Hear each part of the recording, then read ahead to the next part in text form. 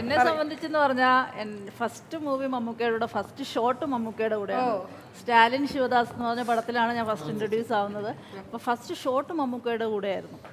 ഈ പറഞ്ഞാണെങ്കിൽ നമ്മൾ ആദ്യമായിട്ട് മമ്മൂക്കയെ കാണുന്ന ആ ഒരു ഇത് അറിയാമല്ലോ, ആദ്യത്തെ ആ ഒരു നമ്മളൊക്കെ അത്ര ചെറുപ്പമാണ്. എനിക്ക് അന്ന് 19 വയസ്സാവുന്നേ ഉള്ളൂ. ഭയങ്കര ടെൻഷനായിരുന്നു. വന്ന് ഷോട്ട് എടുത്തു. ഞാൻ മമ്മൂക്കെ ഫസ്റ്റ് കണ്ടപ്പോൾ തന്നെ ഞാൻ പോയി ഐസായി, എനിക്കൊന്നും വരുന്നില്ല ഭാവമൊന്നും. അത് നമ്മുടെ ഇവിടെ വിപ്രോയിൽ വെച്ചായിരുന്നു ഷൂട്ട്, നമ്മുടെ പൂജപ്പുര വിപ്രോ അവിടെ വെച്ചിട്ടായിരുന്നു. അങ്ങനെ ആദ്യത്തെ ഷോട്ട് കഴിഞ്ഞപ്പോൾ തന്നെ മമ്മൂക്കയ്ക്ക് മനസ്സിലായി എനിക്ക് ടെൻഷനൊക്കെ ആയെന്ന്.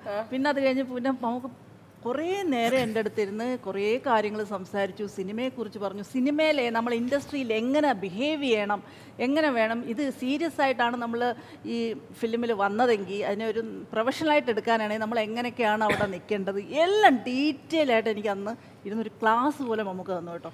ശരിക്കും അത് തന്നെയാണ് ഇന്നും ഞാൻ ഇവിടെ ഇരിക്കുന്നതിൻ്റെ ബേസ് എല്ലാ കാര്യത്തിലും. ഞാൻ ഇതിന് മുന്നേ പല ഇൻ്റർവ്യൂസിലും അത് ഞാൻ പറഞ്ഞിട്ടുണ്ട്, ഈ നമുക്ക് എനിക്ക് പറഞ്ഞു തന്ന കുറച്ച് കാര്യങ്ങൾ.